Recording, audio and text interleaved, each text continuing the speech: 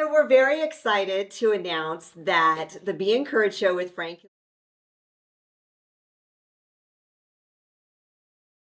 Good morning, everyone. Lisa Sinnott here. Frank Sinclair cannot make it today. He is in paradise in Florida in 80-degree plus weather, loving the grandbabies right now. So welcome to the Be Encouraged show. Frank and I are a dynamic team of business leadership experts and coaches who offer keynotes, emceeing, and facilitating interpersonal communications and leadership development to small to mid-sized businesses. We are based here in Colorado Springs, and our services are available both in the U.S. and international. So welcome to our show where we provide a platform for entrepreneurs and community-focused individuals to expand their reach and create a positive impact in the Colorado Springs community.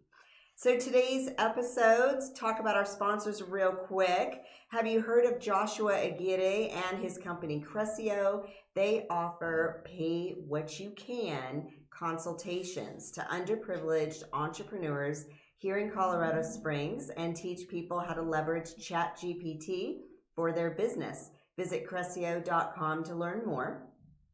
And Pro Media, Christopher Roberts is in the house. Colorado's leading service for professional video and photo content with an emphasis on sales process videos to convert your prospects into paying customers. Check them out at promediacolorado.com. And if you're looking to get more leads for your business, visit us at beencouraged.net to become a sponsor and get your business name out there to our growing audience. We are now at a reach of 45,000 and growing. Our platinum sponsors have seen an 80% return on investment. So like and follow us on Facebook and LinkedIn to follow us on our journey to extend hope and encouragement and help people realize their potential through networking, collaboration, and community involvement. So now on to our amazing guest. Come on in. You're right here. She was actually the first one here, but she got called away. All right. Well, Lola Woloch is in the house. First, let me introduce you. She is our panel host today. Thank you so much for taking on that role. So Lola is the president and CEO of Southern Colorado Women's Chamber of Commerce.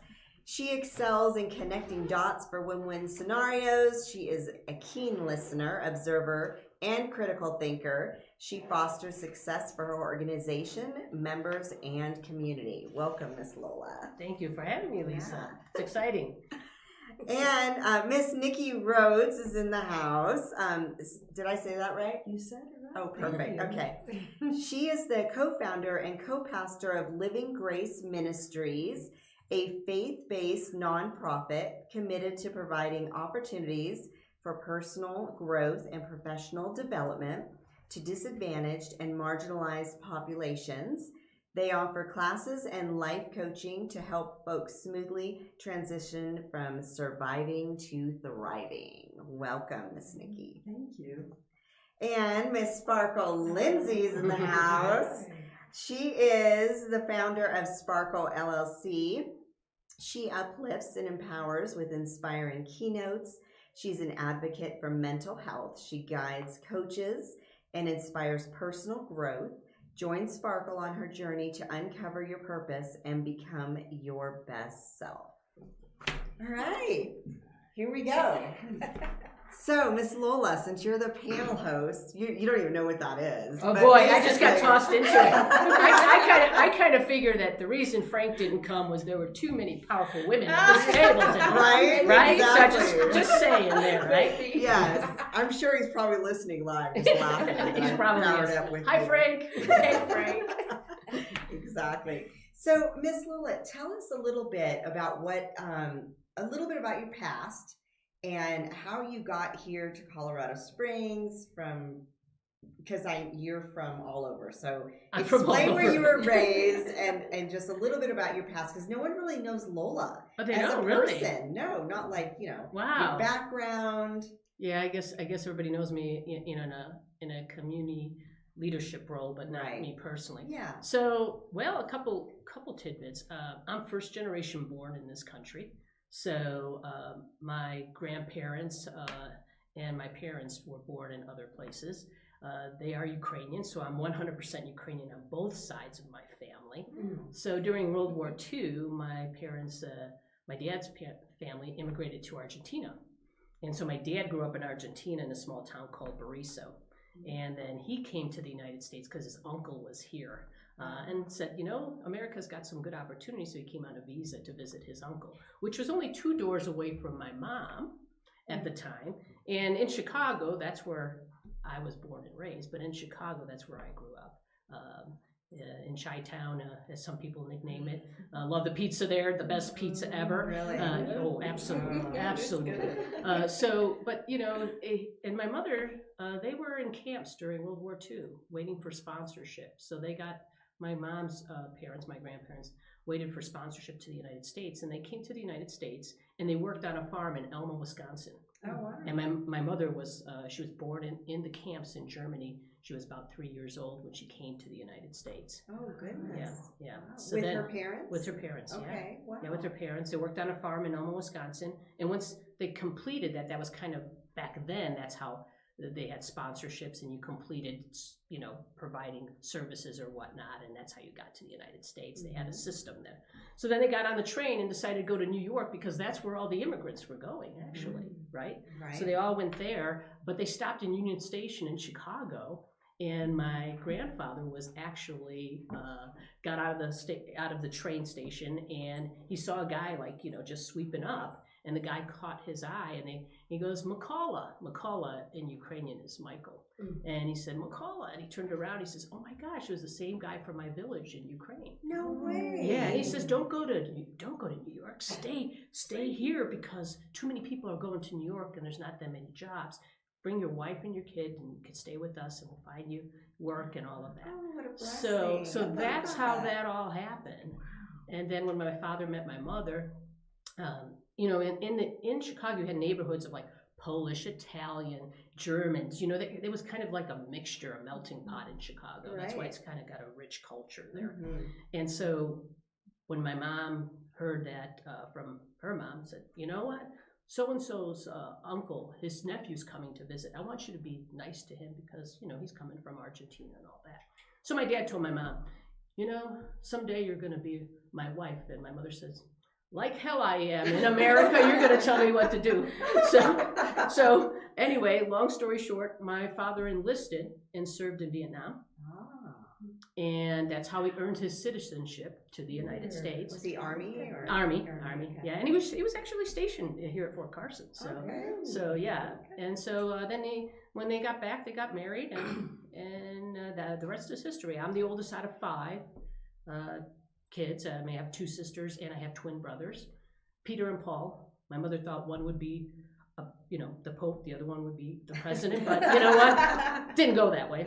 But no, I started my first business when I was 20 years old and been an entrepreneur ever since in many cases. I've worked in the corporate sector as well. So I've had experience working for like US Cellular and Sprint and all of those big companies. So anytime there was a big industry that was on the rise, I was usually in positions of leadership for that. So telecommunications, for-profit higher education, worked in that sector too.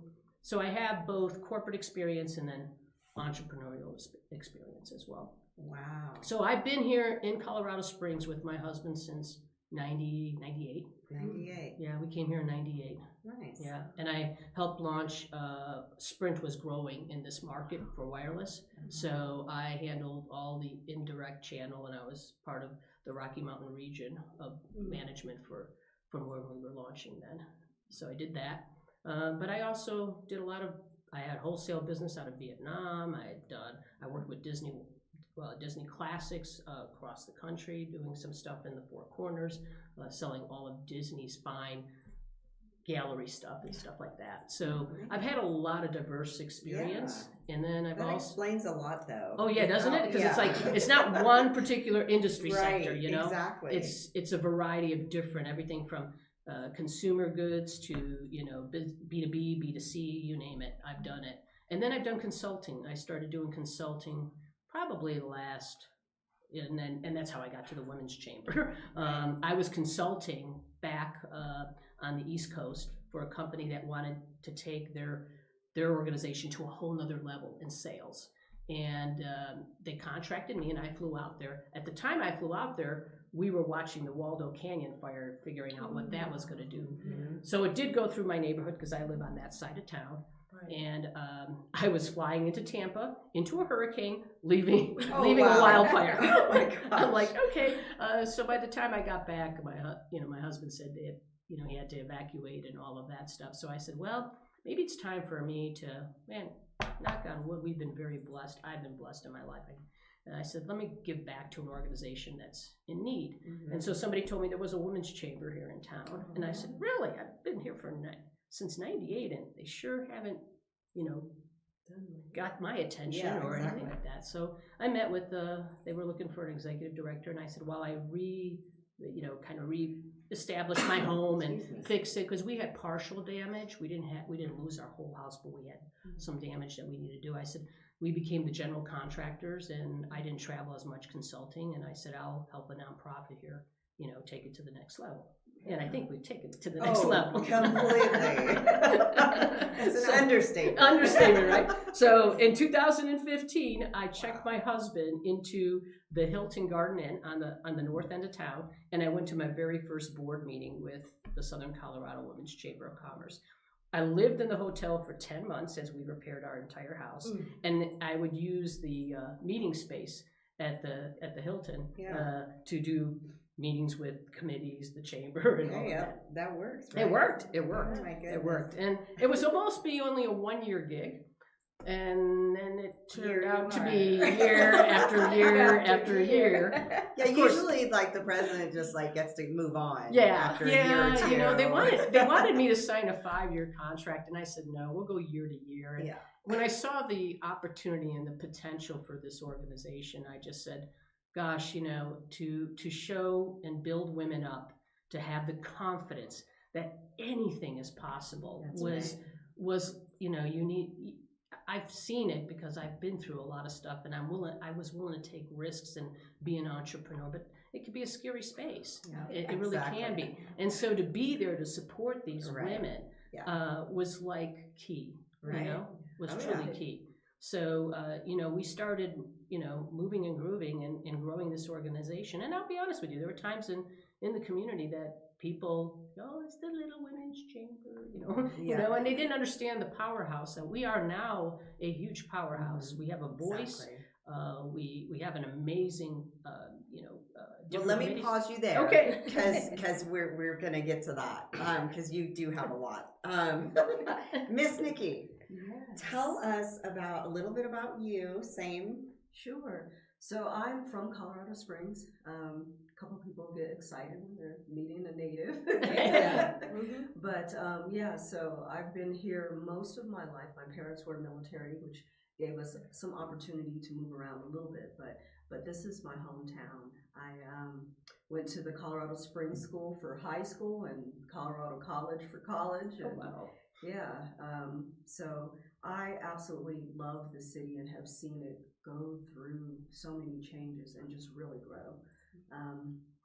And so let's see, a little bit about me. For the past 5 years, I worked for the Department of Human Services in the Economic Assistance Division, just there helping to meet the needs of some of our most vulnerable citizens. 5 years prior to that, I was teaching at a couple of different schools, and better you than me. Imagine teaching kids. It was fun. I was very creative, and when David and I were starting the ministry, was always looking for ways to pull more of that in. Nice. And so that's what we're doing. And you met David here in Colorado Springs? Yes, so I met David 2 years ago, and then we were married last year. Oh, congratulations. Yes, thank you. And from the beginning, that was the thing that really bound us together. Both of us have a desire just to help other people through whatever they're going through. And DHS was wonderful for that, but I started to realize that I wanted more. I wanted more interaction with people, and I wanted deeper interaction with people. And, you know, don't get me wrong, providing food and medical, you know, coverage, that's important. But, you know, they have that old adage, give a man a fish, you feed him for a day. Teach a man to fish, you feed him for a lifetime. That's right. And I just thought, boy, I really want to teach. I really want to get deeper into the issues that people are facing. And so starting a ministry just seemed like the way to do that. Yeah. And is your whole family still here in the Springs, or? My mother's side, yes, they are. A lot of them are friends on Facebook. So hi, y'all. Very cool. So do you have kids, or? Yes. So both David and I have 3 kids. So Each? Yes. So like the Brady Bunch comes together? Oh, wow. Yeah. Are they in the house still? Or? Oh no. So just the youngest is in the house. Oh, nice. So yeah. just one left? Or? Just one left. He is Sweet. going to school at Pikes Peak studying to be a chef. Oh. And we are really proud of him. Does he cook for you guys on the daily? He does fairly often, Ooh, yes. Nice. Our son's getting into cooking. He's 13, and we're so excited because, like, yeah, once a week, cook for us by all means. And he cooks like with real stuff. Right. Yeah, like homemade soup, sauces. And that was fabulous. Well, awesome. How about you? Well, my name is Sparkle Lindsay. I'm a motivational keynote speaker and an author, and a nationally certified recovery coach facilitator. Is that your birth name? Yes, that is my birth name. Okay. Sparkle Where are you from Lindsay. originally? I am from Denver, Colorado. I am a 38-year native. I've got 3 brothers and a sister. The Lindsay family is pretty well known in Colorado. My journey in Colorado Springs started actually when I turned down a $125,000 promotion to get help. And I'm hitting 3 months close to 5 years of sobriety. Yes, congratulations. And that's how I met Frank.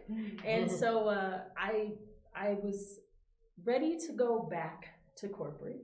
I was HR executive for 14 years. And I just wanted something more. And I got information as I was in treatment and everything else. I got some really good information on how to help people be better in their walls and their 4 walls. And I became a recovery coach. And as a recovery coach, I said, this can go a little bit bigger. I love to train. I love to speak. I am so ready to help coaches become great coaches on so many different levels.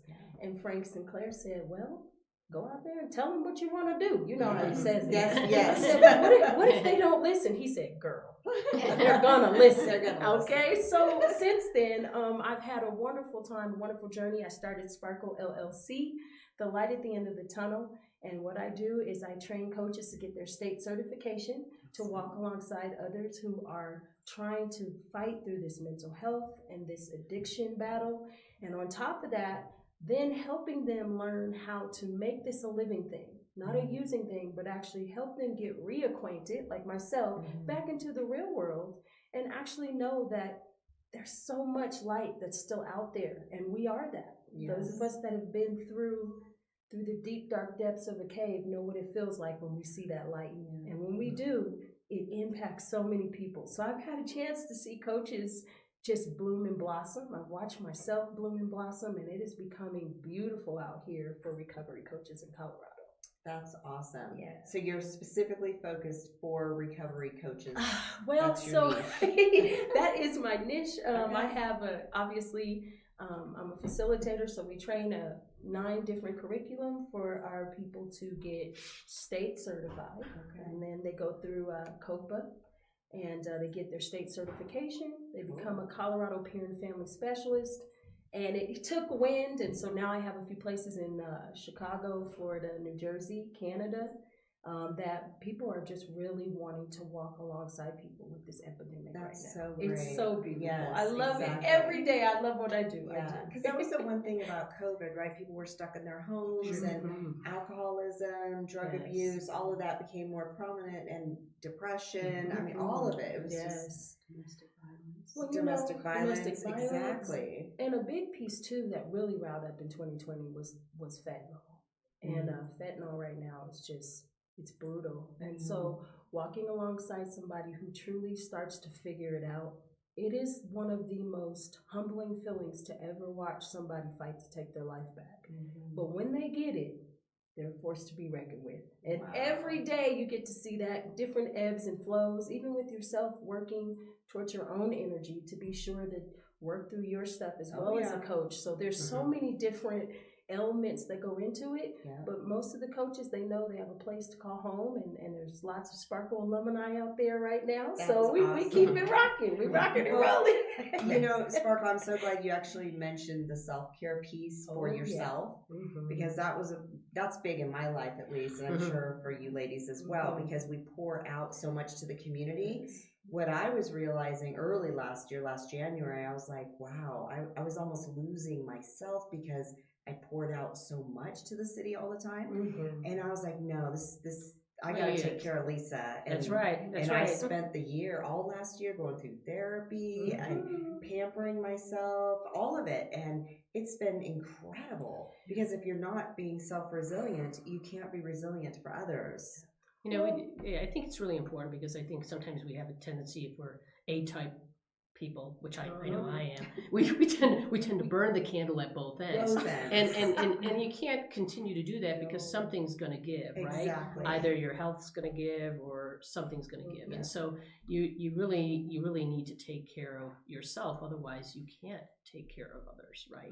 That's right. And a big piece to it is that a lot of people don't realize when you're doing your own self-work, right, your own shadow work, you're becoming one with yourself, and you start to be able to stand in your power and say what your bandwidth truly is. Yes. But the more you know your bandwidth, the more energy you can give, because you know you have that downtime. And so protecting your energy, we talk about it. My book, obviously the third one comes out, Do You Have the Legs to Your Table? And it talks about everything you ladies are talking about, because a lot of times we feel like, right, you said burning the candle on each side, but really and truly, we feel like we got to do it by ourselves, and we really, really don't. You don't. And when you finally realize that piece of power you have to let others do and be amazing too, you walk across the finish line together. No one tired, no one dragging someone, just go together. Right. And it's so much better. It's our own journeys, our own missions, but it's powerful. That's incredible. So Lola, back to you on the chamber. Over the past 6 months, what's been a big challenge, hurdle that you have overcome, and how did you do that? I'm sure you got a lot coming your way. A lot. I mean, are you talking from just the chamber level of stuff of hurdles? You know, I think our biggest hurdle right now is we're you know, there's always growing pains when an organization's growing.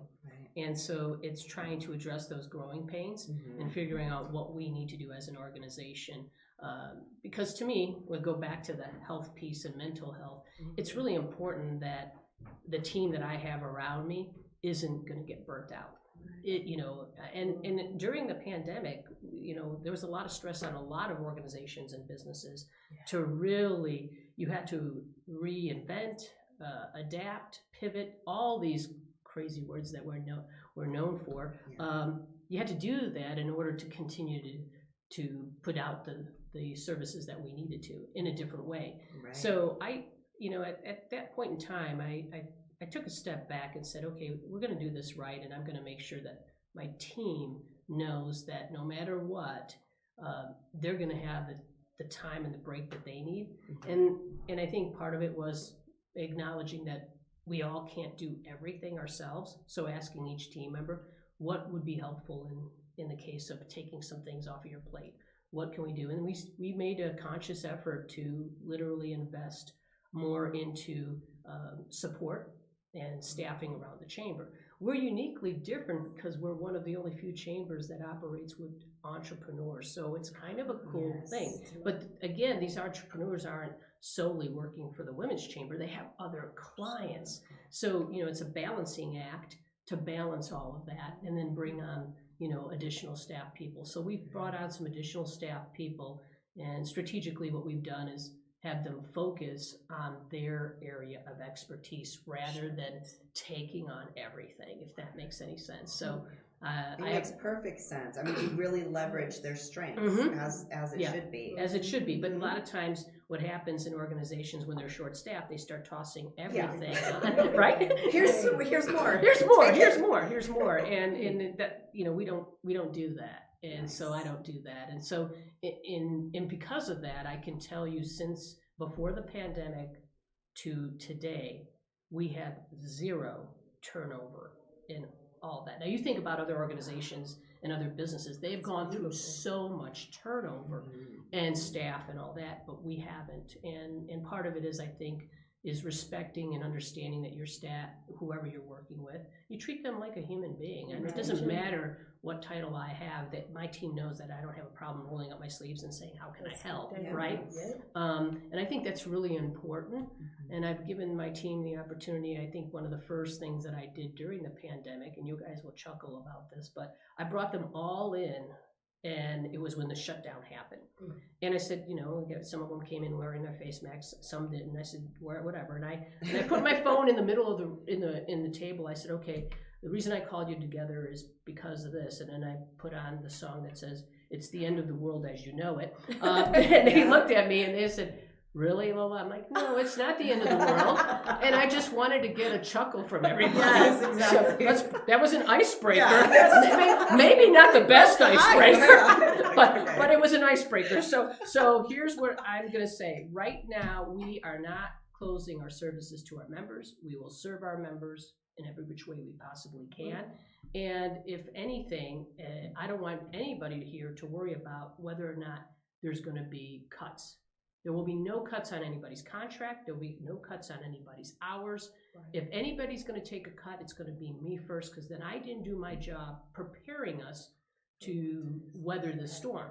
So I'll start with me first, but I have a feeling that I think I've done a pretty darn good job to keep solid footing for us. And that's incredible. And so none of them got cuts. Lead. Yeah, right? Yeah. Well, and I said, no cuts for anybody. If anything, you got more work coming your way. Yeah. So we did that. And, that was one. And then after we were able to get out of the pandemic, I said, I wanted to see the team together. We were doing everything virtually to some degree.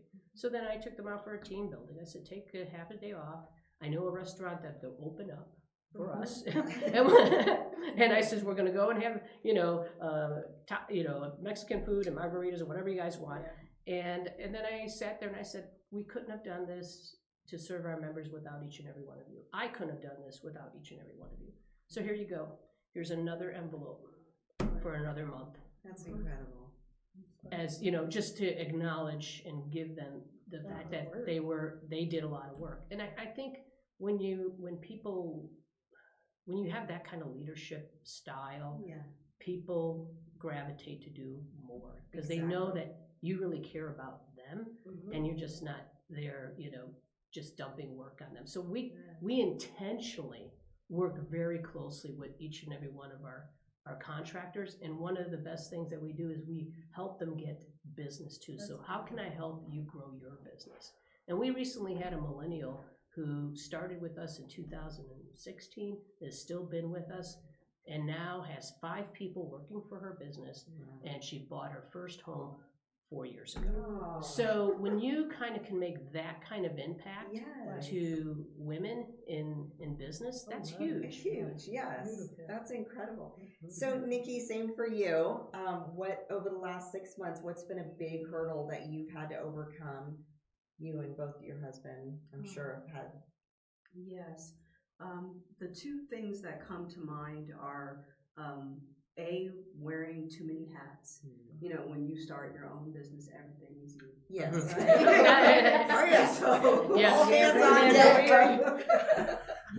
You start to wonder how many things can I juggle here, right? So that's one. And we are still working through that. Thankfully, a couple of the young folks that we've worked with pitched in over the last few months to help organize events and things like that. But we, I'm just praying that more people will come and, volunteer or. Is that a big need for you? It is, yeah. Volunteers, and what type of events are you talking about? Fundraising events, even socializing events. So we've done a couple of different things. For example, we had a booth at the Break the Silence in Fort Morgan. It's suicide prevention. David spoke because that's something that is heavy on his heart. And I heard he's a dynamic speaker. Yes, and he himself has battled with bipolar depression, and just to see the bravery with which he attacks that and the transparency, with which he shares his experiences was very uplifting. But we had a booth there, and again, very thankful that a couple of the young folks said, yeah, we'll come with you, and manned the booth. We sold some t-shirts and, talked to people about what it is that what we're out here doing. And then the other hurdle, I would say, is probably another one that's common, and that's just funding and how to make your business sustainable. And for us, that's a little bit different in that we're hoping to take personal growth and development to folks that may not normally have access to those things. They don't have, thousands of dollars to go to a conference. Right. And so that's a interesting thing to try to work out. How do we get this to the folks, that the demographic that we're hoping to get it to? So for our listeners listening to this, if you're looking for sponsorships too, right? And that could potentially give people a way to attend. Right. So we'll be working on some more details on sponsorships and how to make that happen. But if folks are interested in knowing more about what we do or getting involved, they can send an email to info@mylivinggrace.com. And awesome. Have you gone through grants or try to look at that? Because we, at one point in time, and we still do this when we have, especially during the pandemic, we worked with a lot of businesses, and we were able to get a lot of our businesses $20,000 in grants from El Paso County. But we worked side by side with the business, kind of helping them fill out the proper form. Because business owners, and if you're a business owner or you're running a nonprofit, sometimes you're so busy running the business, it's hard to kind of, where do I get the right connections, or where do I find these opportunities that could potentially help with funding? Yeah, we are so new that we are still investigating that. And we're still waiting on our letter, so our official, IRS letter. Okay. So for your nonprofit status. Right. Okay. So yeah, once we get that, we'll be running. Yeah. Get it. Awesome. How about you, Sparkle? For a lot of us, as far as for a lot of the barriers that I am seeing, is that me being an African American woman, part of the LGBTQIA, and also battling addiction and so forth, I am the only African American and Indigenous facilitator. And so I have lots of coaches coming from all different parts of Colorado. And my first set of classes that have blown up have been in 2023, where I'm actually having courses and classes of like 25 and 30. And so it is just me. Wow. As a facilitator, right? Yes. Along with stuff like this and getting out and doing it, and I love it. And so I'm starting to see growth. Sparkle is 3 years old, my business, Sparkle LLC, 3 years old, and I'm like, where does it go from here? And I think listening to like the women's commerce and stuff, where as soon as I heard this, I'm like, I gotta get a hold of Lola quickly. Because I gotta get a hold of you quickly, because I believe that what I've done is I've created where people on my website can actually donate to a trainee. And what we're dealing with is people coming out of the justice settings, people coming out of emergency rooms, people coming out of schools.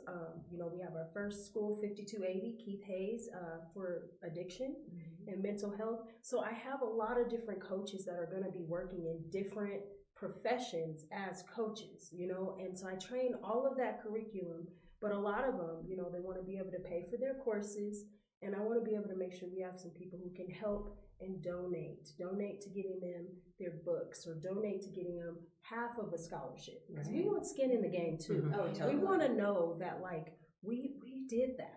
That was the first thing that happened to me, is I paid for my classes, get my certification, I got my resume ready, because we also make sure we do resumes, we do coach placement.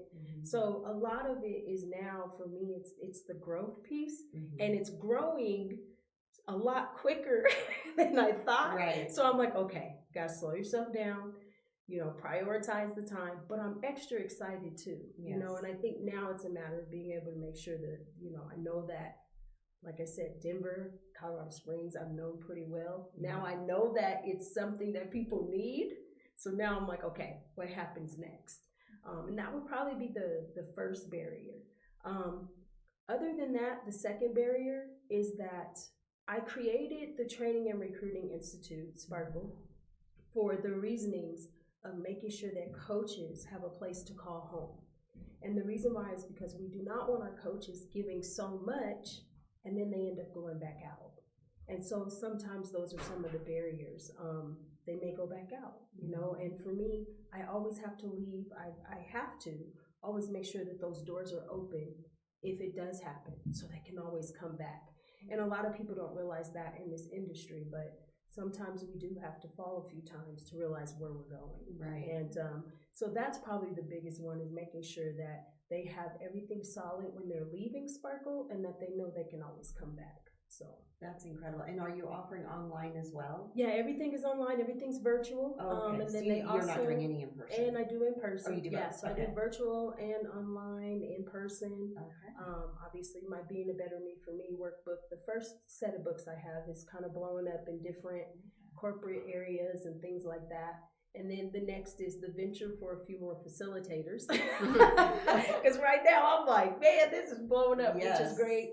And then we add other things too. We create the experience inside of the program, quantum healing and things like that, so that they're getting the multiple pathways to recovery, and they're using it on themselves and also being the resource for others who need it. So it's mainly, they're barriers that are going to probably be around for forever, right? Because addiction. Right. But the main thing is also funding, support, backing, those types of things, so people know we're here, and they're not changing. Recovery coaches are expanding across the globe right now because of how big it is. So it is definitely a market that's blowing up. You gotta align yourself with the chamber, and they'll keep backing. We'll talk. For sure. Okay, so this is the Be Encouraged show with Frank and Lisa. So we are known for encouragement, infusing hope internationally now as well. So Lola, we'll start with you.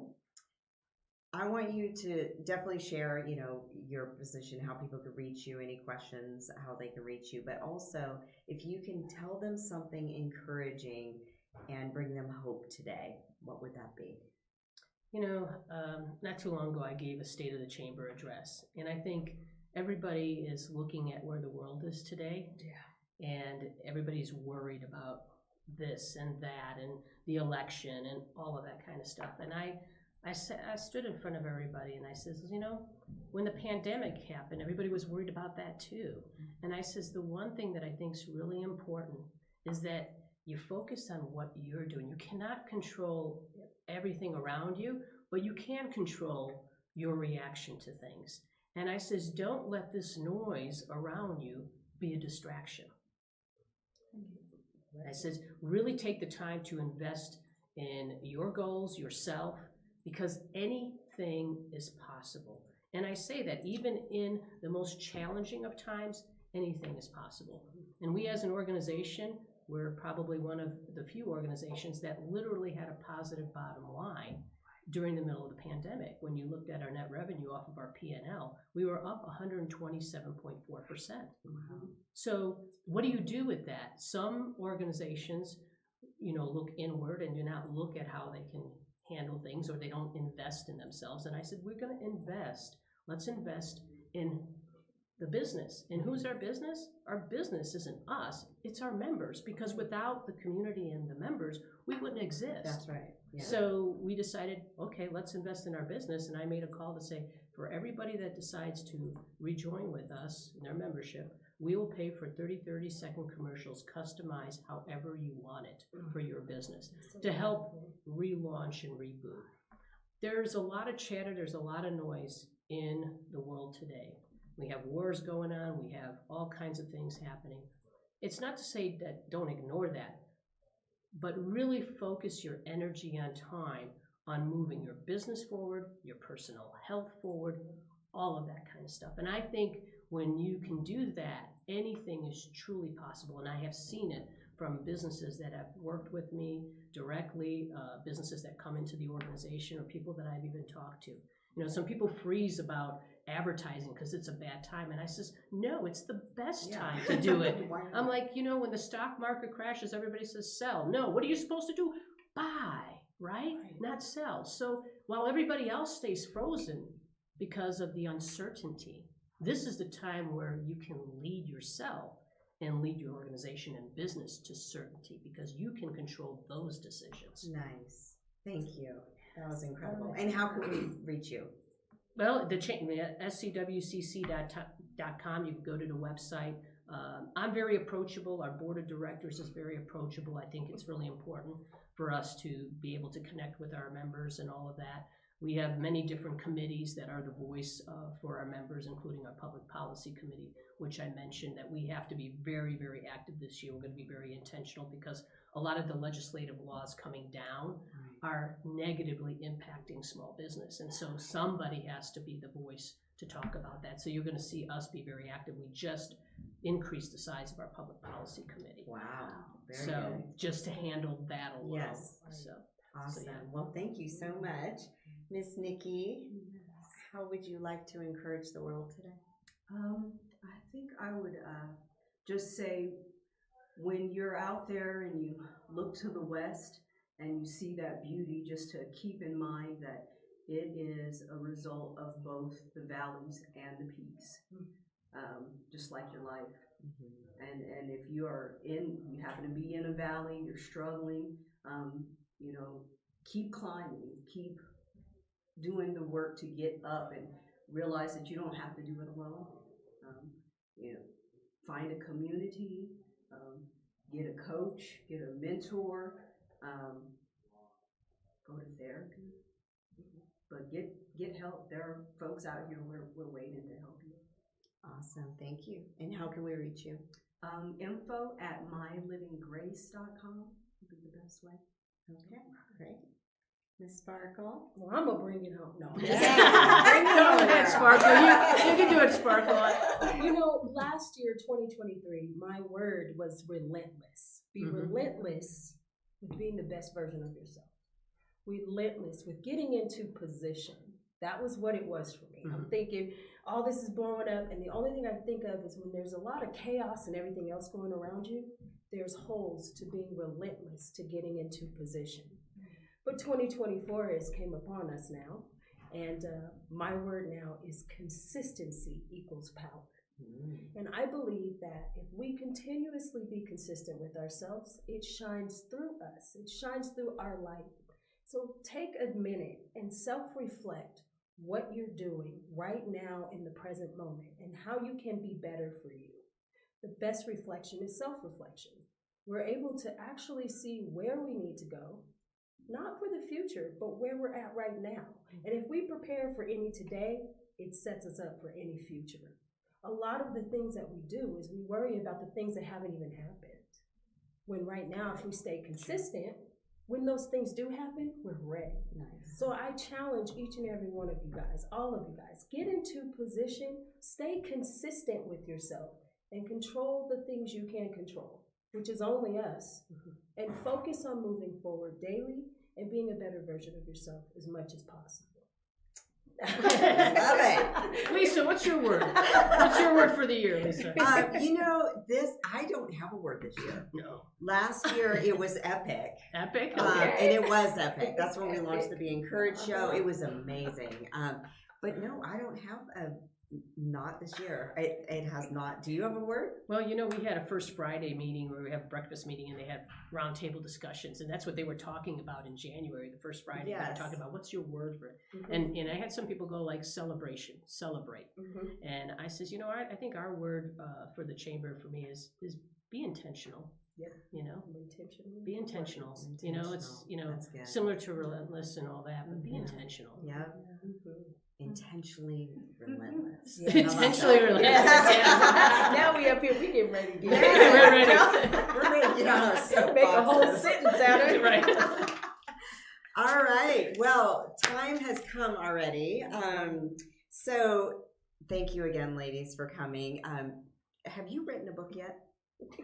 Have I written a book yet? Yes. No, I have not written a book yet. You need to write a book. I I'm know. sure I'm not the Everybody's first to bugging say me. this. No, you're not the first. I've had Uh-huh. 100 people say this to Yes. me. So I said, well, I might be able to do it faster with AI, somebody told me, so maybe I'll do it that way. Yeah. Awesome. Do you have a book? I do not, but I'm launching a class. It's called I Rise, based on Maya Angelou's poem. Yeah, and it's for trauma recovery, peer support, and that will be coming up in March. Okay, So- right around the corner. Yeah. All right. All right. So we are closing now. So just a reminder, if you want to reach more people with your business, we are at a reach of 45,000 a week and growing. Super excited about that. Visit our website at beencouraged.net to become a sponsor or request Frank and I to come on site and do a spotlight visit and get your business name out there to our growing audience. So we will be back in just a few moments at noon. Thank you, everyone, for coming. Thank Thank you. you. Thank you. Thank you.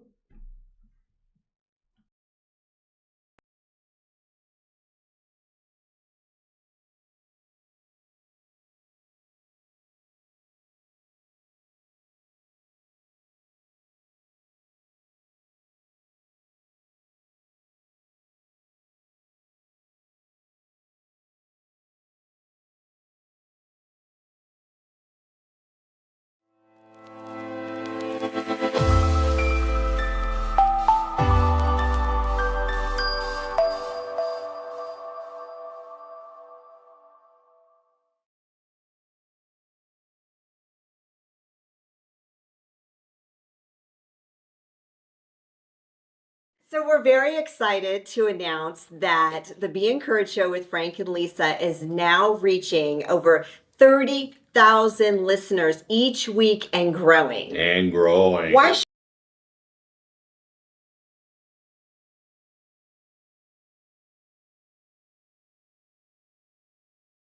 From my dad's 40-year grind as an immigrant mechanic to personal traumas such as my mom's suicide attempts, I know life's hurdles. That's why Crescio's mission is to empower the underprivileged right here in Colorado Springs. Are you struggling with sales? We'll help with leads and conversions. Or are you overwhelmed? We'll help with automating your tasks and optimizing your business for staffing. Are you ready to transform? Scan today to start.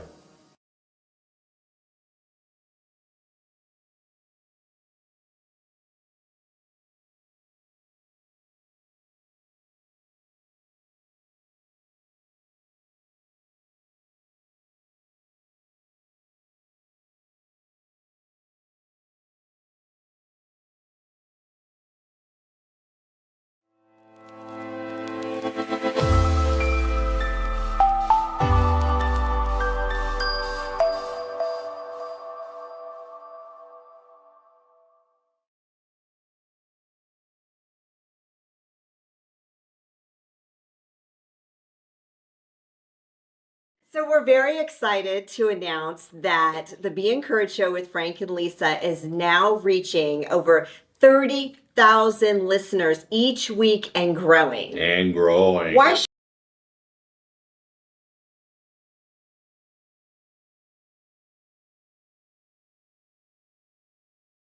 From my dad's 40-year grind as an immigrant mechanic to personal traumas such as my mom's suicide attempts, I know life's hurdles. That's why Crescio's mission is to empower the underprivileged right here in Colorado Springs. Are you struggling with sales? We'll help with leads and conversions. Or are you overwhelmed? We'll help with automating your tasks and optimizing your business for staffing. Are you ready to transform? Scan today to start.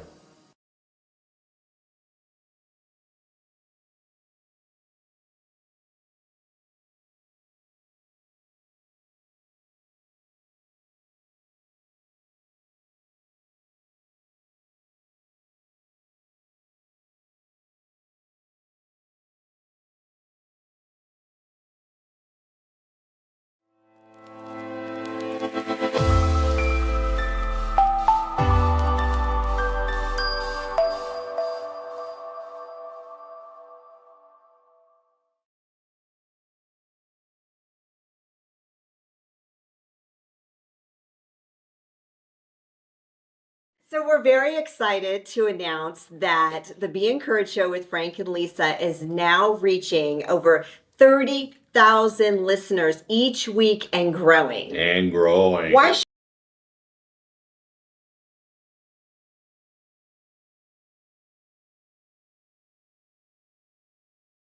From my dad's 40-year grind as an immigrant mechanic to personal traumas such as my mom's suicide attempts, I know life's hurdles. That's why Crescio's mission is to empower the underprivileged right here in Colorado Springs.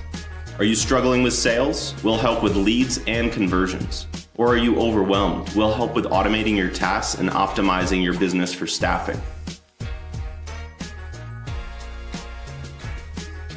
Are you ready to transform? Scan today to start.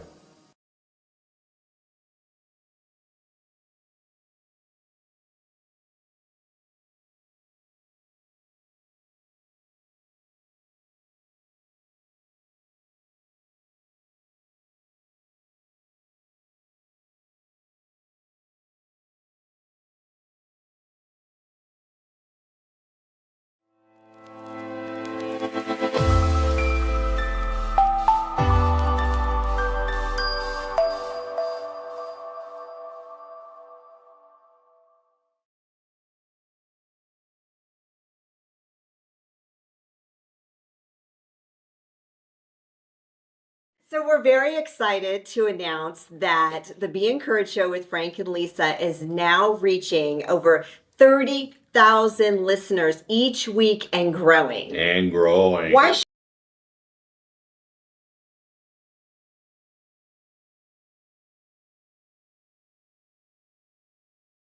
From my dad's 40-year grind as an immigrant mechanic to personal traumas such as my mom's suicide attempts, I know life's hurdles. That's why Crescio's mission is to empower the underprivileged right here in Colorado Springs.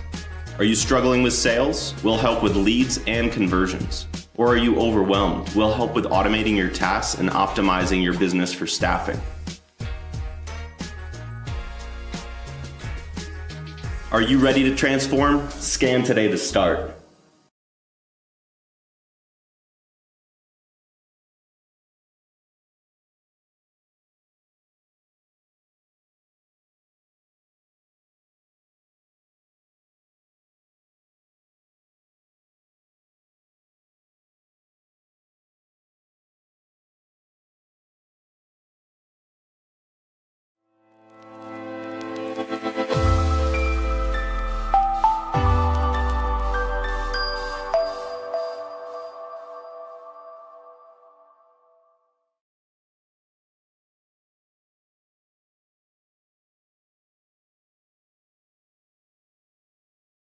So we're very excited to announce that the Be Encouraged Show with Frank and Lisa is now reaching over 30,000 listeners each week and growing. And growing. Why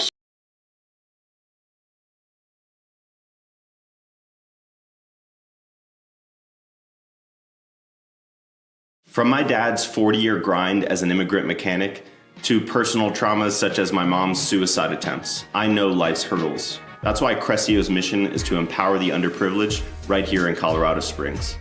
Are you struggling with sales? We'll help with leads and conversions. Or are you overwhelmed?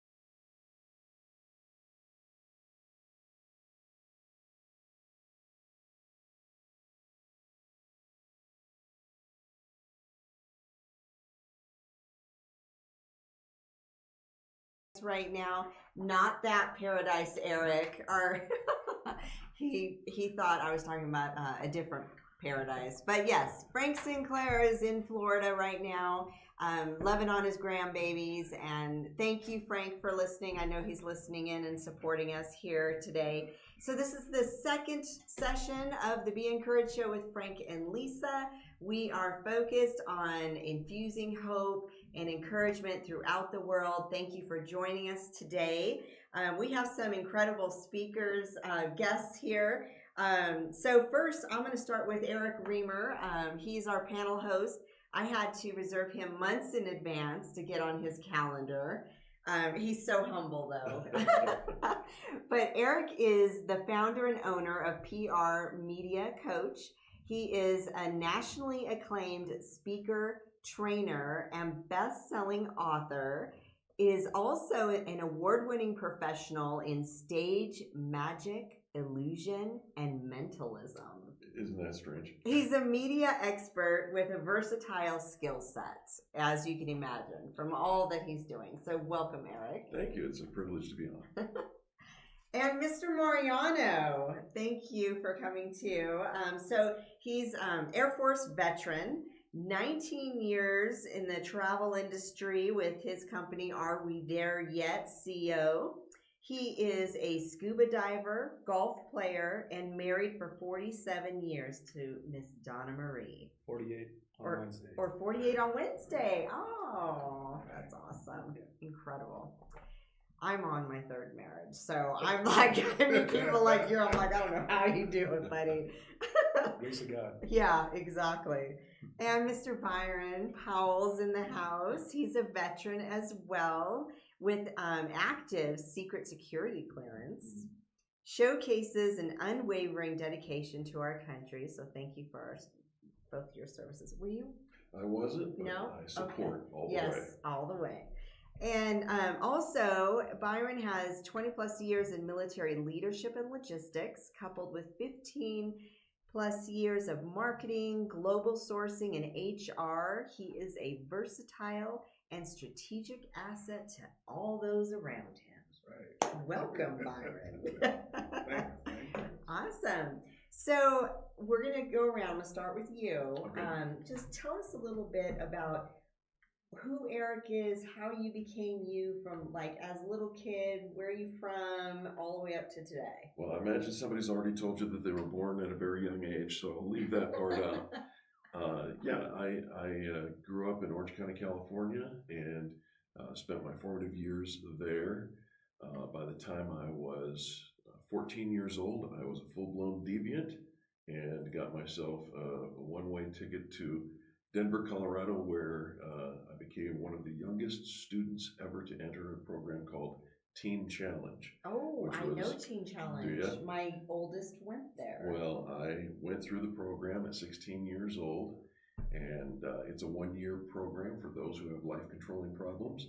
Mhm. It took me 18 months to get through the program. That just kind of tells you a little more about me. Yep. You're extra special. Extra special, yeah. But I did graduate the program. I went back to Southern California to go to college. Decided I wanted to go into ministry. Did that and went back to become an intern at Teen Challenge over the semester break, summer break of my first year. That's where I met my wife and ended up falling in love. She wasn't my wife then, but You're right. eventually. And fell in love, went back to school, fell critically ill, couldn't do any of that anymore. And the good news is I didn't die, but the bad news is I couldn't go back to school, couldn't go back to work for many years. Kind of got all that sorted out, and I went back to become the youngest director in the history of Teen Challenge of Wyoming.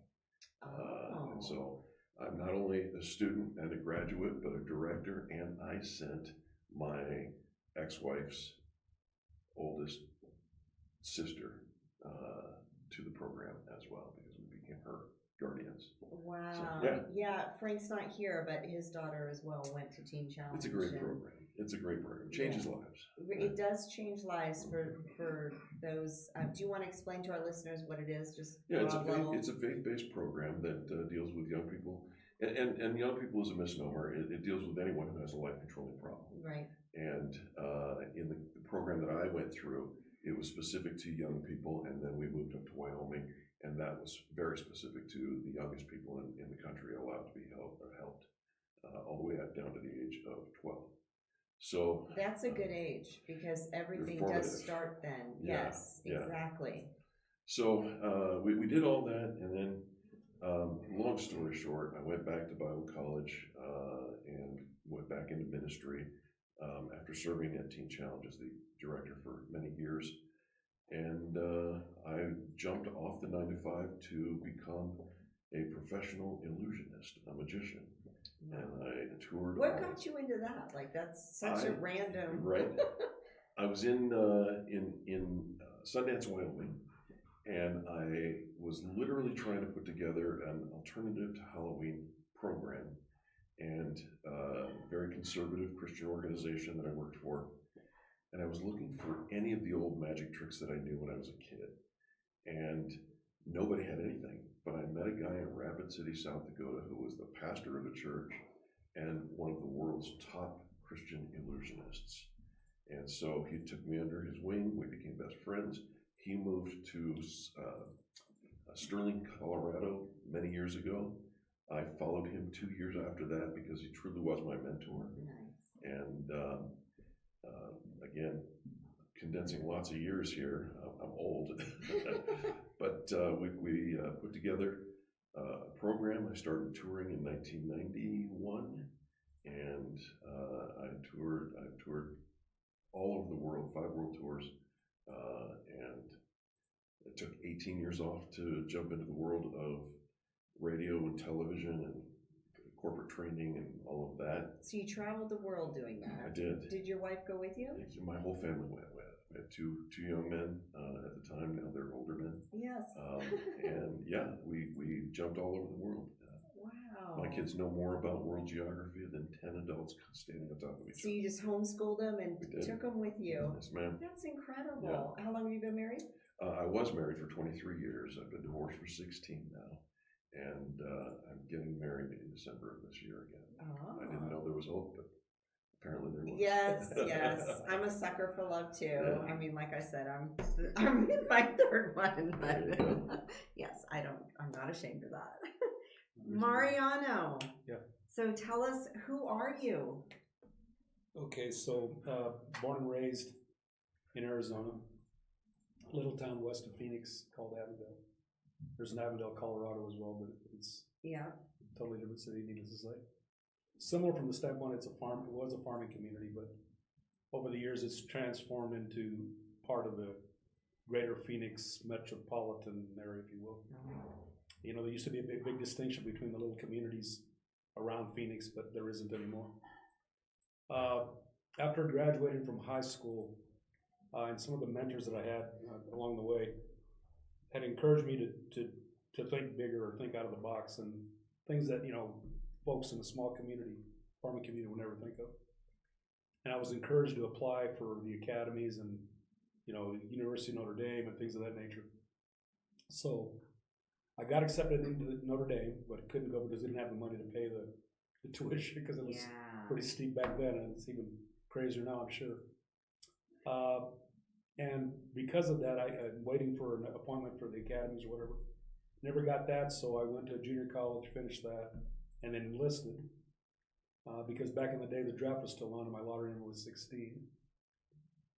No offense, didn't want any part of the Army mission back in the day, because a lot of them were going to, you know, basically catch bullets, and I didn't want any part of that. So I signed up for the Air Force, and went into the Air Force, finished basic training, was in casual status, and waiting for my class to start. And got a call from a lieutenant at the Air Force Academy saying, I got good news and bad news.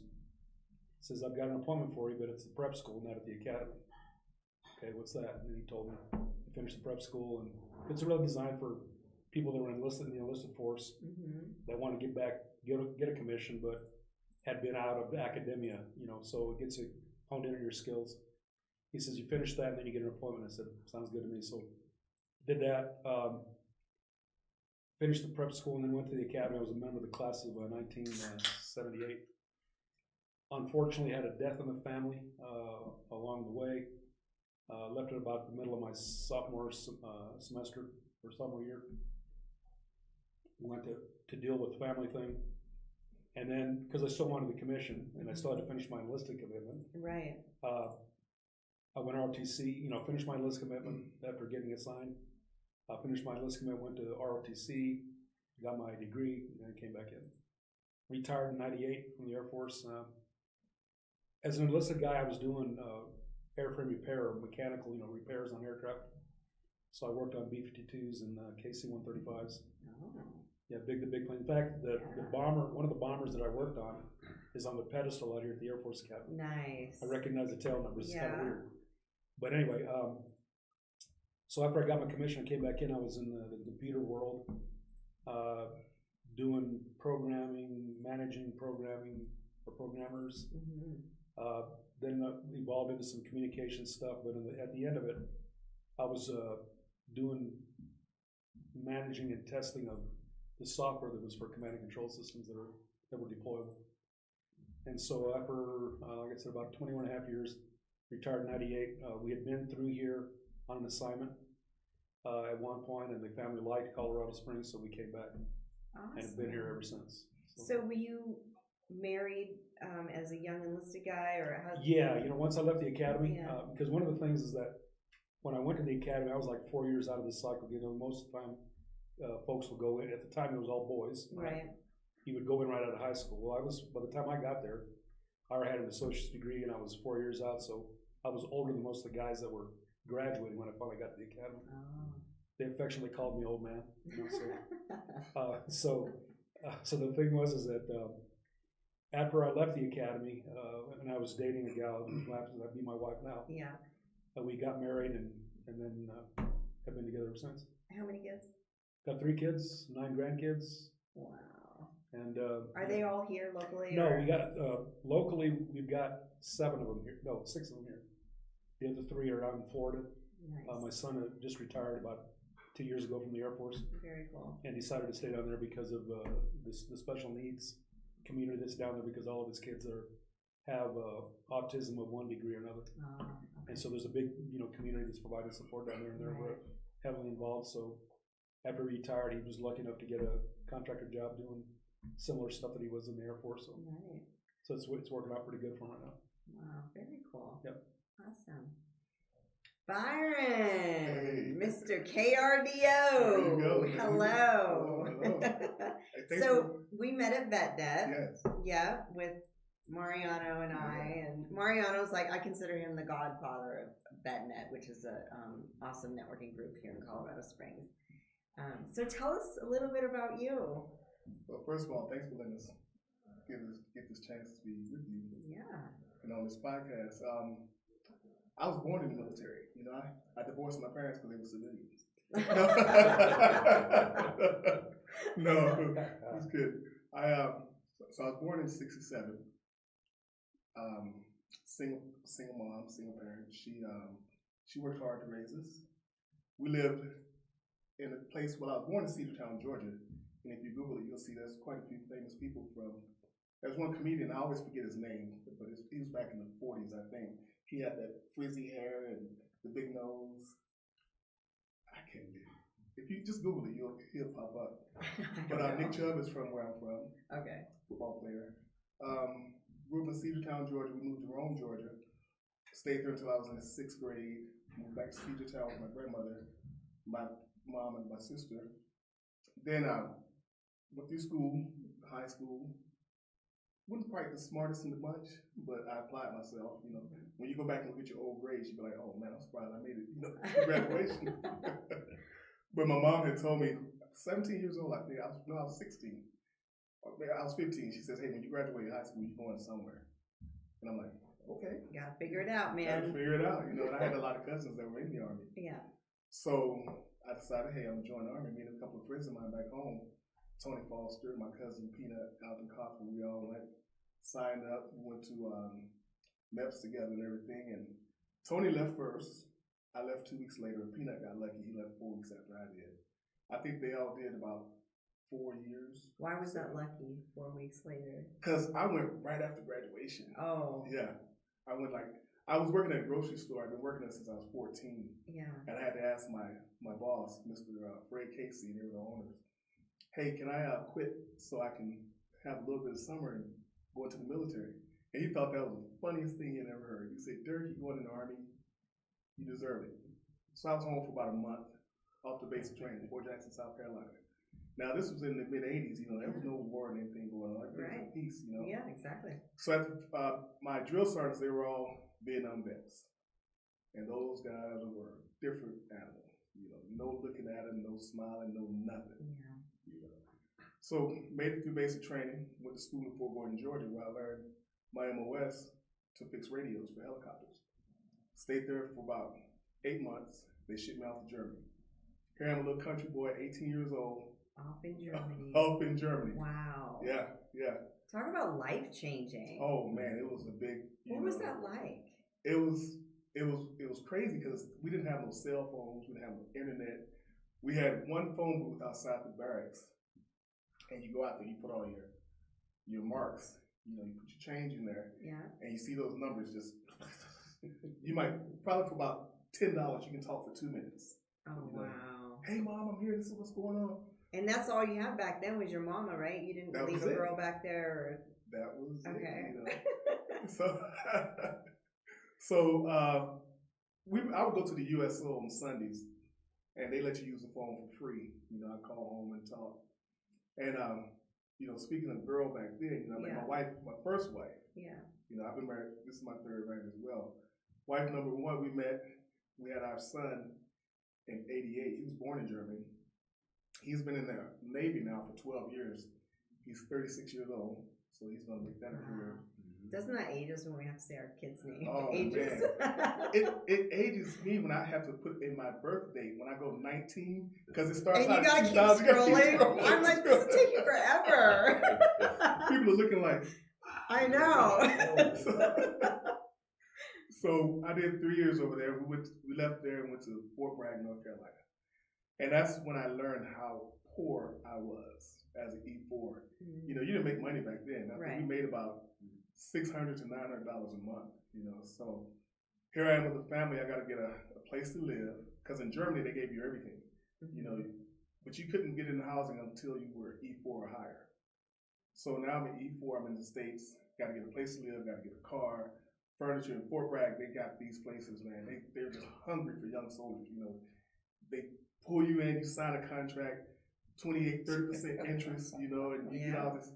I had my first repossession at Fort Bragg, North Carolina. It was a Kirby vacuum cleaner. Kirby vacuum cleaner. They brought it to my house, man. This thing can do everything. You know, it can even blow up balloons and Yeah. you know. Right. I'm like, cool, you know. So I got it and Gotta have it. had to get the encyclopedias. You know, the encyclopedias had A through 1, 2, 3, you know, and all of that. Got that repossessed too, you know. Oh my Struggling, trying to make it. I purchased because my ex-wife she wrecked every car we had, so I bought a 1964 Ford pickup. Ooh. That thing was beautiful. Man. I Uh-huh. mean, love it. She couldn't wreck that. So we got divorced. You didn't let her drive it? Or you just divorced her? They're just To keep the car. I went to Korea after that and came back. I went to Camp Humphreys from 92 to 93. That's where I met wife number 2. She was a soldier. I was like, hey, maybe if I marry a soldier, you know, that's 2 checks, you know, coming in. Yeah. A little bit of money. I was E5, she was E6. And we Transactional marriage. Yes. Went back to Fort Bragg, North Carolina. You know, stayed there for a while. We were both on Simmons Airfield. She worked in the hangar right across the street from me, and we would see each other for lunch every day. And I'm like, oh my God, I see you at home. I see you at lunchtime. And so we were married for 15 years. When we went back to Korea, I was stationed in Seoul, and she was stationed up north. I worked at the replacement in Yongsan. And I was the one that told the soldiers, hey, you're going to 2ID, get on the bus. You know, loved it. Stayed there another year. Came back to Fort Bragg, North Carolina. I was still a staff sergeant at the time. My ex-wife had made 87. And then I had made 87, she had made 88. Went to Korea again for the third time. I did 3 years, she did 1 year. Came back to Fort Bragg after that. And then I got on assignment. I got a special assignment out here in 2010 to deploy my unit to Afghanistan. And I retired in 2014, about 30 years of service. Wow, Yeah. that's amazing, Yeah. Ryan. Thank you for your service. So when I walked out, I started working at USA. Before I retired, I met wife number 3. She's incredible. 2011, we got married. As a matter of fact, our anniversary is coming up March 2nd this year, 12 years. We got married 2012. we had our twins, Genesis and Giovanna, 2 girls, 2014, they'll be 10 next month. Nice. Bought our first house together. Yeah. And been there ever since. Then we had number 3, our littlest girl, she'll be 4 in November, Gabriella. So 3 girls with this wife. My first wife, I had my son. And then in between wife number 2 and some other stuff I can talk about. But my second son, so my oldest son is 36, my other son is 15, and the twins, they're 9, and the little one, she's 4. So when I walked out the military, I worked at USA for a You little must be while. exhausted. I am. I stayed in bed all It's day different when Saturday. you're in your 20s having babies, Yes. but oh my When you're in gosh. your 50s, There's, it's no joke. you know, and you try to look young. You don't want to be like, I've had people say before, oh, you have beautiful grandchildren and your daughter. That's my wife, dude. But I work. She does look very young. Thank you. Yeah. She's from Mexico. It's different. It's in the blood, Yeah, the genes, yeah, yes. Yeah. But I worked at USA for a little while, then I worked at TRICARE. And after that, my wife got onto me, you know, I didn't finish college in the military. So I got my bachelor's of science in management when I got out. And then she kept telling me, hey, why don't you just go for your master's? I'm like, ah. So then I did my master's. I got my master's in business administration, just to prove to my kids, hey, if dad can do it, you can do it. Right. Yep. So I just, That's good. I Lead by got it. example. Yes. I got it, hung it up on the wall, and it sat there. And I had friends who were like, hey, you got your master's, what are you going to do? Let it hang on the wall. You know? What am I supposed to do with it? Yeah. So I started practicing DJing. I don't know why military people want to be DJs when they get out. I know. So many Frank was a DJ too Yeah. in the Air Force out in Japan, but You that buy- got him in trouble. So. You buy all these albums, you know, and then you want to go out and get the equipment. you know. Yes. And back then you had to have the turntables and Oh yeah. amplifiers and all this other stuff. Now you just got this little kit, you know, with the little wheels on it. And you hook it up to a computer and Right. a hard drive and it does everything. Yeah. So I practiced with that in 2015 and I got frustrated, put it away. Pulled it back out in 2020, started practicing again, and I did Facebook Live. So one of my Army buddies, he was a doctor in the Army, retired as well, and Captain Mathis. He said, hey dude, there's a guy in Denver that runs a military radio station. You should give him a call. I called this guy up. I'm like, hey, you know, I'm a veteran, blah, blah, blah, blah, blah. He's like, dude, yeah, we'll take you. We'll have you on the air in 6 to 9 months. Right. And the school is here. And I wasn't really thinking about the school. When he told me that you can make X amount of dollars off your VA, you know, Right. going to school, Yeah. that's all I thought about. Yes. I'll get this every month. Yeah. Cool. You know, I jumped on it. So when I got into school, here I am, 53 maybe. I think the oldest student was maybe 20. Right. So you got all these young people in here talking And you're about the veteran in I'm- the group. and they're like, hey, you know, when did you graduate? Oh, I graduated. And I'm sitting like, oh my goodness, here we go. Yeah. And one guy made a comment that says, man, it's nice that we're all about the same age in here. I'm like, oh my goodness. So we all bonded, you know, here. And they want me to hang out with them. Hey man, you know, we're having a get together this week. Dude, I'm older than your parents. Yeah, you're like, You no. know, we can't do that. So in school, I really applied myself. I bought my own equipment, Mhm. I bought my own software, and I started teaching myself the stuff at home. So when It's your natural grown entrepreneur. I guess so. Grassroots right out, right? So when the owner of the military broadcast radio, that's who I played for, he goes, his name is Joel Hunt. Uh-huh. He goes, dude, send me 3 demos. And I've only been doing this about a month or 2. Yeah. So I sent him 1 demo. He goes, hey, send me 2 more. And this was a Tuesday. He goes, you're going to be on the air Friday. I'm like, what? Oh my Yeah, gosh. he's going to have you on the air Friday. So Talk everything about being at the right place, the right Oh, time, knowing the right man. person. Yeah. So I'm sure you see that too, right? And the Yeah. whole PR, Yeah. all that. I've got a tagline. It's not what you know, but who knows you. Exactly. That's difference. right. That's incredible. So how did you get started on all that? Well, I ever the entrepreneur, right? Right. I toured with the Magic for about 15 years, Mhm. and then I got an opportunity to come down and serve in a ministry capacity in Denver, and so I took that up for about 3.5 years, I guess. And my wife and I decided to go different ways. And when that took place, again, I'm always the entrepreneur, but I found an open space for training business acceleration. So I can kind of go in and reconstruct or deconstruct, if you will, the methods and processes of normal business development, and then put my clients on a fast track. And I connected with a dear friend to this day, my co-host on the radio show that we started, Angel Tussey, and we literally started a training program that was so successful so quickly that, and this was with the South Metro Denver Chamber of Commerce, we joined that organization, and all of a sudden we did something that had never been done. We successfully ran training seminars for years, every month, offering the members information, right?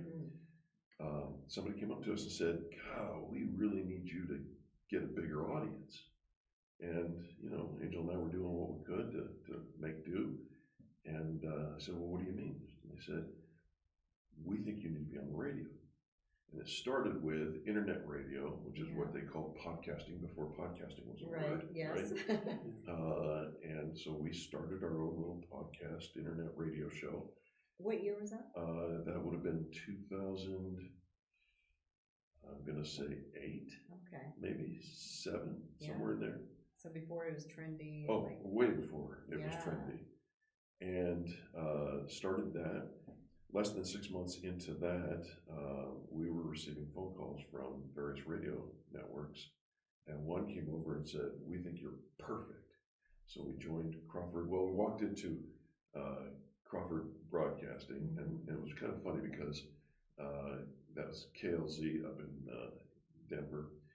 And I remember distinctly walking in and saying, "We want to do a positive business talk show."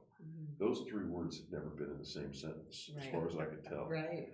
And as evidence of that, the guy says, "Boy, I'll take your money, but you ain't going to be around in 3 months." And I said, "Well, we just met. Yeah. Why would you say that?" And he said, "Son, listen to me." He says, "In this business, you got to be angry about something. You got to make me angry about something." Wow. He says, "Your idea of positive business talk is just a little too Mr. Rogers for me." Oh. And I didn't even flinch. I looked him in the eye and I said, "Do you wear a watch?" And he says, "I do." And I said, "What time is it?" He said, 3:15. And I said, "I just want to remember the day and the hour that you looked at me and said, 'Boy,' and anything you said after that." I said, "Not only will I be here in 3 months, but in 6 months, I'll be your ratings leader on this network." Nice. It took 4 months. Oh, And good for you. we went from a 30-minute daily to a 2-hour daily. Had never happened before on That's that network. incredible. And then 6.5 years later, under the cloak of darkness, we were approached by another network and a competitor in the market. And it took 4 months of negotiation. If any of it had gotten out, we'd be done like this. But we crossed over in radio, and you'll appreciate this. There's 3 ways to make money. You become an employee of the radio station or network, or you pay your own way onto the air, and they allow you the opportunity to make that back in commercial sales and whatever. Or the very rare space of doing what's called a revenue share, where they pay you to be on their airwaves because they know you're good for advertisers. And for the first 6.5 years, we had always paid, and trust me when I tell you, we paid a lot of money to be on the air. But it was very good for us because we sold out 56 minutes of, or I guess 56 minutes of advertising, which was 2 hours of commercial advertising, and all that money came to us. We crossed over to the other network and were there for 2 years. And during those 2 years, we went from, we started with a 3-hour morning program, prime time, and then they wanted us to jump over to the evening and take a second show. And so we did 2 hours of the business show and then 2 hours of a Christian lifestyle program. You know, it was a great time. And then in 2018, 10 minutes before we were to go live, we flew somebody in from Florida, brought in a film said, we've made a change, we're going a different direction. Here's a cardboard box, there's the locker, there's the front door. Wow. Just like that. And I'd seen that happen in media, right? Yes. But I never thought it would happen to us. Right. And at 51 years old, in 2018, I had to ask myself, what do I want to do when I start all over again? Wow. And the answer was I wanted to go to Cancun. And I came back after that and started up my own PR firm. I had enough time on my hands to dip my toes back into the world of professional magic to see if, and I use the magic to illustrate messages. I mean, and if there's time and you want some, I'll show you. But interestingly enough, I did that and found I sold out. Nobody even knew that I did that because it'd been so long that, since I came off the tour, and Facebook was just brand new as I was leaving, and all these things. So I said, here's something crazy, something you don't know about me. You know me for media, you know me for television, because we started the television show on that. But you probably don't know that I used to float women in the air and cut them in 6 pieces for a living. And is that what you wanted to show just now? No, I'm going to go a little smaller. Are you wanting to chop me up? I tell you what, I'm a little rusty in that regard, but I promise to blow your mind with something you will never forget with a business application. But yeah, I did that, and I have been doing that. I own my own PR firm. I own a driving service back and forth to the airport, and I tour the world again, doing mentalism, which is less stressful and strenuous, and I don't have to carry a 24-foot trailer and pay 12 people to be in a different town every night. Wow. So, yeah. Well, thank you for sharing that. Of Oh my course. goodness. So Mariano, what has been a challenge that you've had to overcome in the business that you're doing in the last 6 months, and how did you do it? Okay, so I didn't get a chance to tell you that after retiring out of the Air Force, I was looking for something to do, and a lot of the folks in the military can easily transition into a government contractor type job because, first of all, we got the clearances still, and they love that because they don't have to pay for them. And there's plenty of opportunities because most of the systems that the government or the military has are supported by contractors anyway. I wanted to do that route, but I didn't want to do it full time, so I ended up got a part-time gig, which was perfect because I wanted to satisfy my itch or my niche of wanting to do something for myself, something that I owned. Yeah. Because I knew how contractors were. I mean, sometimes the contract's with them, then you get the box, and there's the door. Exactly. Kind of thing. Yeah. So I didn't want to really do that if I didn't have to, and so I started out. I met a colonel that I had been working with before, and he introduced me into the world of network marketing. We were doing communications back in the day when it was we were selling long distance. Yeah. We had a real competitive product, and so unfortunately, the guy that started the company, he sold it to a corporate mentality bunch that didn't understand network marketing, and so they ended up closing out the company or closing us down. But I knew the compensation plan for network marketing, regardless of the product that you got, if it's a good one, it pays. You just got to work it, right? Right. And so after that opportunity went away, I heard about a travel company that was starting. And the first thing that I asked was, who owns the company? What kind of people are they? Found out they were people that were in the industry and had built organizations. And they're also men of faith. I said, okay. I said, so the product's travel? Sign me up. Because, travel is one of the most recession-proof industries, if not the most recession-proof industry in the world. Pre-pandemic, it was like 8.3 trillion. It's 10 trillion now. And what a lot of folks don't realize is that even during the pandemic, people were traveling because it's something that people have to do, right? Right. We just did it differently. Right. So when you talk about, the last 6 months and the issue, is trying to get people to realize that it's back. I mean, there's still a lot of people that are a little bit, uneasy about traveling these days, or because of COVID is still here and all that. But I will tell you that it's not anything to worry about. Obviously, if you've been diagnosed with COVID, you have to make some adjustments and stuff. But by and large, the industry and the world has opened back up, The problem that the industry's having is that a lot of the people that were working in the industry haven't come back yet.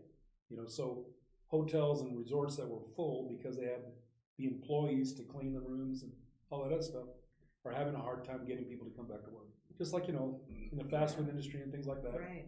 There's a lot of folks that still have that, what I would call COVID hangover, and realize that in so many cases they were making more money staying home than they were working.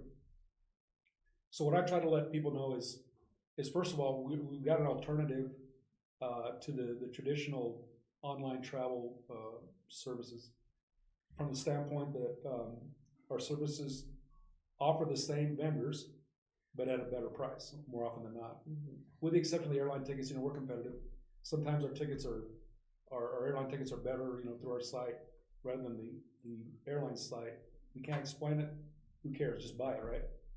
But the thing is that along with that, is to let people know that not only is there a way to travel better, so you can do it more often, there's also a smoking opportunity that we've got for people that don't want to go back to the office, okay? That want to work from home. And when I told you that, I just saw something from our company that's now touting that the travel industry is a $10 trillion industry. So it grew, even over these last few years. There's plenty to go around for everybody. Right. A lot of folks don't realize that, like companies like Expedia, they made like $85 billion, pre-pandemic. Right. And people are just going and clicking and, and buying their stuff from them. Well, with us, you can do it for less. And then for people that want an opportunity, you can get some of that, coming back to you. Right. Just by having other people use the service. There's commissions. So how are you doing that? Like getting the word out? Yeah, so I try to do that. Well, thankfully, you're doing something like this for me. Yeah. Letting, getting on a radio show, getting, on social media. Yes. And, word of mouth locally as best I can. Because I think there's two things that our service really does for people. First of all, it saves them time, and then it saves them money more often than not. From a time perspective, we know that when people go online to shop for travel services, they go to 4 or 5 different sites because they don't care where they get it from. They just want the best price, right? So our algorithm, it searches the internet, like 16 of the most popular sites. Once we find the lowest price online, then we set our vortex price lower than that. That's incredible. So we're saving people time. Even if they just used it to shop, they would know what the lowest price is because we show them what the lowest public price is. Right. And then we show them what our price is. And then the other thing is, like I said, we save the money more often than not. So I don't know why people wouldn't want to save money, right? Especially in today's environment. Right. But when you look at, when you saw the presentation last week, you saw that with the membership that we sell, okay, for people that travel big or travel frequently, right? You saw some of the smoking deals that the membership offers. Yeah.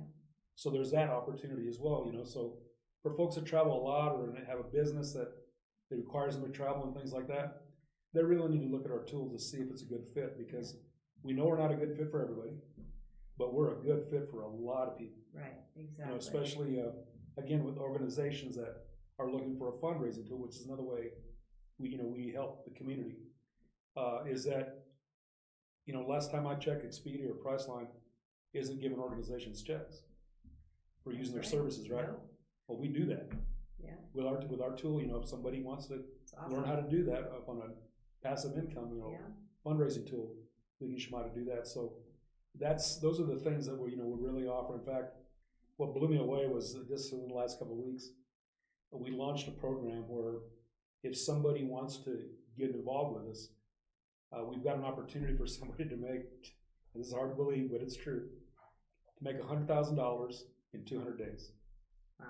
Just because of how our compensation plan works. Yeah. So if there's anybody that's hungry out there that wants to get that kind of money or have the opportunity to do it, put in the work. we need to talk. Yeah. Because it's a relatively simple process. Yeah.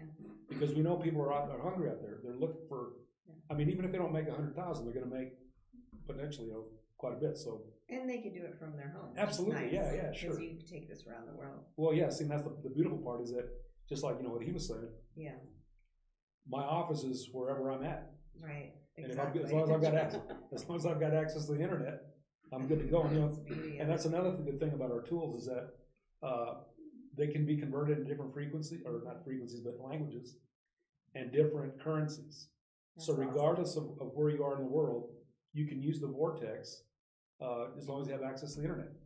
That's cool. So, you know, it's a really good. Worldwide, yeah. Oh yeah, sure. Byron, Yes. KRDO. So what's your biggest hurdle that you've had to overcome recently, and how did you do it? One thing is being in military for so long, you know, the language, the seed is totally different from what I'm used to. Yes. You know, and in the marketing field, I've never done this before. You know, I'm still learning as I go along. I always tell people I'm building an airplane while in flight. I don't want to sound like that salesperson over the phone when I call you and say, hey, I'm so and so. I try to include my personality, you know, let them see my smile through the phone. Yeah. And, you know, I love face to face. And I stand on integrity. So I'm selling myself to the business. Yes. Are you liking it? I'm loving it. Yeah. It's different. It's a challenge, you know. It is, because there's a lot of people looking for what you do, right? Yeah. Like all over the city. So the people I work around, they have like 30 years of experience. Right. You know, and one of my coworkers, he always teases and says, "You're trainable," you know. So, you know, making those phone calls, when I get those no's, it gets discouraging, but it kind of motivates me as well. Yeah. I can make 20 phone calls. If I get that one, hey, well, you know, I was thinking about, I'm excited. Yes. You know, so. Right. Awesome. Okay, so we're running out of time, but I do want to slip in. You need to share an encouraging piece for our audience, but I also am curious about your magic stuff. All right, I'll do something quick. Real quick, like under 2 minutes. Under 2 minutes. Here's what we'll do. I'm going to hand you this pack of cards. The reason we use cards, go ahead and shuffle them up, mix them up. The reason we use cards is because everybody's familiar with it, right? We all know the storylines of the various cards. I don't have any jokers in this deck, just 52 cards. Are you satisfied? That's your order and not mine? Yes. Good deal. I'll take them back, and Lisa, all I'm going to do is I'm going to take one card from one hand to the other, just like this, and I'm going to say that you have the complete control. You can say stop wherever you want, and when you say stop, I will give you another choice. By the way, there's 52 cards, and I've got all day. This is dead air. We talk about that. Stop. All right. Okay. Good deal. Do you want this one here or do you want this one here? It's your choice, whichever one you want. Which one's called to you? Take it if you will, please. Okay. Look at it, remember it, and go ahead and show your friends if you want. I'm going to go ahead and look away. I'm not looking. Go ahead and put that back. Do you remember it? Yes. Perfect. Hold your hand like this, if you would, please. Permission to approach? Yes. All right, good deal. Hold this nice and firm, but relax your thumb. You'll notice I'm not looking at her. I'm kind of looking for signs. That's a red card. I'm not asking, I'm telling you. Here we go. Hold your hand back up like that. Take a look at this. That doesn't mean anything, but it looks good on TV. Here we go. This one, reds or diamonds or hearts. Diamonds or hearts. That's a diamond. And now hold your hand like this, please. Ace, 2, 3, 4, 5, 6, 7, 8, 9, 10. Jack, Queen, King. One more time. Ace, 2, 3, 4, 3, 2, 3. Oh, I got you. All right. Do you believe it's possible to get inside somebody's heads to really realize what's going on? Can you train excellence without it even feeling like training? I think the answer is yes. I'm 100% certain you chose a red card. I know that you chose the diamond. I'm about 68.4% sure that you chose the 10 of diamonds. Did I get it? Yes. That's amazing. Come on now. Oh my gosh. Now, everybody always asks, thank you. Yeah. Everybody always asks, how'd you do that? Yeah. And I'm not at liberty to show you how I did that, but I will tell you this, there are a certain series of steps that I have to do that you have to do in order to make that happen with 100% accuracy 100% of the time. Kind of like predicting the future, except in business, there's no difference. If you understand the principles of how people think and why they do, the greatest distance from here to hear those 18 inches that you'll ever travel in your life. If you understand the roadblocks and how to navigate through them, or sometimes over them, right? Yes. You're going to come out all right on the other side. I love that. There you go. Yes. Eric Reamer World. How can we reach you? You just find me at my website, ericreamer.com. Eric, REAMER.com. Awesome. Yeah. Okay, Mariano, it's your turn to share encouragement and hope to the world. Okay, so I guess because I'm in the travel business, I would encourage people to get out and travel and create memories of a lifetime, because life's too short. And with us, you can do it for less, so you can do more of it, okay? And it doesn't really matter if it's I like to joke about going to Pueblo here in Colorado, or if it's Tahiti, it doesn't really matter. The health benefits that you get from going on vacation are off the charts, and a lot of people forget about that part of it. By getting away from the craziness and just taking a break and resetting, so to speak. So I would encourage people to don't put your vacation on. I don't care if it's a 1 day or a weekend or 2 weeks. You need to go on vacation, with or without your family, however it works out. Yeah. But the bottom line is that you need to never pass on a vacation because of the benefits that you get from it. That's awesome. And how can we reach you? Okay, so the Vortex is something you have to register for, but it's free. So you can go to Are We There Yet CO, all the words spelled out, like Are We There Yet, and CO, like for Colorado.com. And once you're there, just fill out the short profile and just follow the instructions, and you're in. Awesome. Less than 2 minutes. Well, thank you so much, Mr. Byron. Inspire, encourage, infuse some hope to our listeners. So I always think about the story many years ago, the little engine that could. Whatever surrounding you're in, you adapt to it, and you accommodate, and then you just adjust and move forward. Like I said before, I fixed radios for helicopters. Now I'm in marketing and sales. Just keep doing it, adapt, adjust, and integrity. That goes a long way. Value yourself, and you'll be successful. That's awesome. Thank you so much. And how can we reach you? So my email address is Byron, BYRON, Powell, POWLL, @krdo.com. Awesome. Okay, well, that is a wrap for going roundtable here with these amazing guests. But before we wrap up, let's spotlight our sponsors once more. Crescio, our friend Joshua Aguirre, is passionate about uplifting the Southeast. And when you partner with his company, you will learn how to automate your sales funnel using tools like ChatGPT. So visit them at Crescio.com to learn more. And also Westco Insurance, Miss Karen Butcher, love her. She's my insurance broker. She loves helping people and get the best service ever. So check her out. And if all of our listeners out there, or you here at the table, if you want to get more leads for your business, please visit us at beencouraged.net to become a sponsor. Get your business name out there to our growing audience of 45,000 reach and growing a week. And our platinum sponsors have seen an 80% ROI. So please like and follow us on Facebook and LinkedIn to follow us on our journey to extend hope and encouragement and help people realize their potential through networking, collaboration, and community involvement. So again, thank you, gentlemen, for coming on the show today. Appreciate you guys.